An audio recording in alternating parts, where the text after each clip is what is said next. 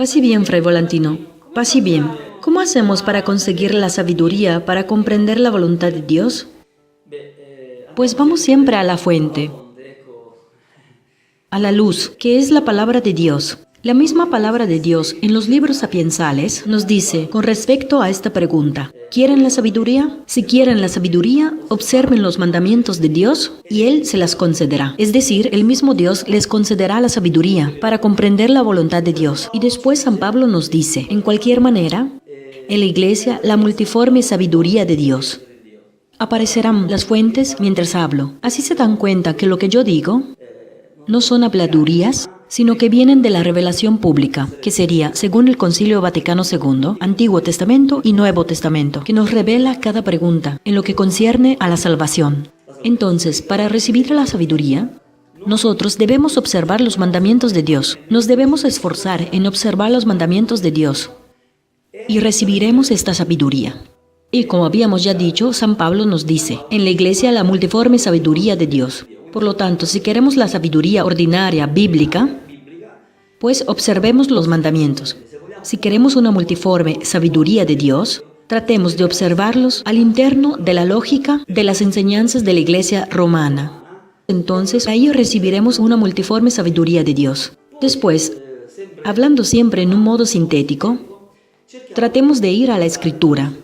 ¿Cómo se hace para comprender aún más cómo recibir esta sabiduría? Con una única finalidad, de comprender la voluntad de Dios, sin la cual no se puede ir en paraíso. Pues si han hecho caso, varias veces he dicho un paso del Salmo 118, el más largo, o 119, depende de las Biblias. Pero el salmo más largo que está en la Biblia, el 118, dice así, en el versículo 99-100. En el 99 dice, tengo más sabiduría de todos mis maestros porque medito tus enseñanzas. Entonces, la meditación de los misterios de Dios te da la sabiduría, tipo saborear, como decíamos con Fray José. Después, la sabiduría, siempre en el mismo Salmo, versículo 100, un poco más adelante, dice, tengo más inteligencia o cordura, depende de la traducción, tengo más inteligencia que los ancianos, porque observo tus preceptos. Observar en hebreo es el verbo nazar. Entonces, nazar es observar, sea mirar y sea practicar. ¿Ok? Entonces, si nosotros nos encontramos en este paso del Salmo, de la palabra de Dios, que es luz en nuestro camino, sabemos que la verdadera inteligencia viene del observar la ley. Jesús era el nazareno. Nazar, el verbo nazar, se parece a nazareno, es decir, aquel que observaba, es decir, miraba, pero también practicaba. Por lo tanto, la palabra viva. Entonces, si queremos la verdadera inteligencia para comprender la voluntad de Dios, además de la sabiduría, la sapienza, la verdadera inteligencia viene de escuchar, es decir, observar y meter en práctica la palabra de Dios. Entonces, nazar, nazareno, aquel que metía en práctica. Si vamos aún más atrás en el tiempo, pues al tiempo de Moisés, cuando en el Pentateuco, el mismo Dios decía al pueblo, a través de Moisés, si tú metes en práctica estas cosas que yo te enseño, estos mandamientos, todos estos mandamientos, entonces tú serás solo el pueblo inteligente.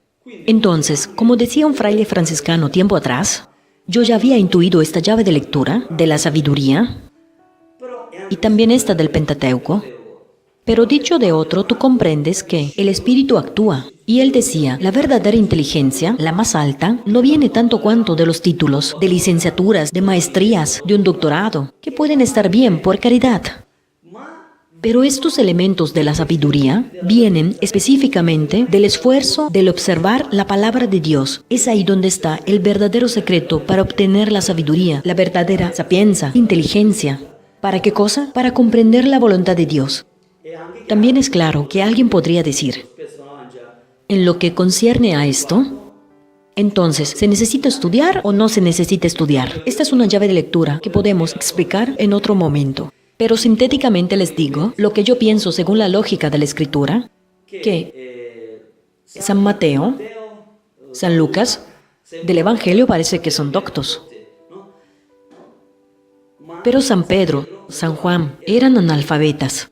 mientras San Pablo era docto, discípulo de Gamaliel, etc. Por lo tanto, en la Sagrada Escritura hay espacio, ya en la Sagrada Escritura, en los primeros siglos, ya desde Jesús, para quien había estudiado y para quien no había estudiado, porque después se ve la sabiduría que está en Pablo, la sabiduría que está en Pedro, la sabiduría que está en Pablo, que ha estudiado, pero también la sabiduría que está en Pedro, que no ha estudiado. Si hacemos un último ejemplo, en la historia de la iglesia, entre San Antonio de Padua, muy conocido, que tiene sus cabellos como los míos, o mejor dicho, yo como los de él, o San Francisco. San Antonio era docto, pero San Francisco era simple. En las fuentes franciscanas, que alguien dice que San Francisco había estudiado, el mismo Jesús en las fuentes franciscanas dice, si van a leer este paso, yo te he elegido, querido Francisco, no porque eres docto, sino porque eres analfabeta e ignorante, para que se muestre no tu sabiduría, sino mi sabiduría. Entonces, si queremos la sabiduría de Dios, no es cuestión de estudio o no estudio. Es cuestión de observar los mandamientos de Dios y ponerlos en práctica, de observar la ley de Dios y ponerla en práctica. Y aún antes, para ver el conocimiento y después tener la sabiduría, se necesita meditar los misterios de la vida de Jesús y después de haberlos meditado, se necesita practicarlos. Por lo tanto, el verbo nazar, observar, es decir, significa mirar y meter en práctica. Entonces nos pareceremos al Nazareno, que es la ley viva por excelencia. Entonces, esto nos permitirá ir en paraíso, sin duda, porque Jesús dice, no quien me dice, Señor, Señor, entrará en el reino de los cielos, sino quien hace la voluntad de mi Padre que está en el cielo, es decir, quien observa, mira y pone en práctica. ¿Quién al 30? ¿Quién al 60? ¿Quién al 100? Alguien podría decir, pero yo soy un pobre pecador. Ve a confesarte, continúa a confesarte, cada vez que te equivocas, trata de no equivocarte más, y el Señor te dará mucha más luz. Y si esto no basta, San Santiago dice, si alguien tiene dudas,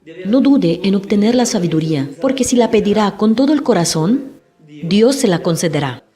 Me olvidaba.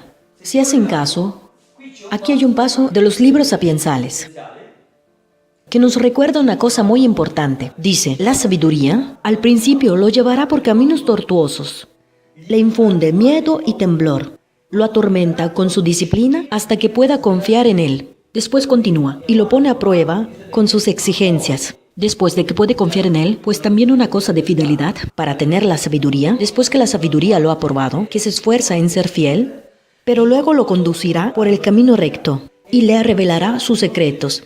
Si él se desvía por un falso camino, es decir, yo en mis oraciones no puedo pedirle a Dios la muerte de otros o la desgracia para otros.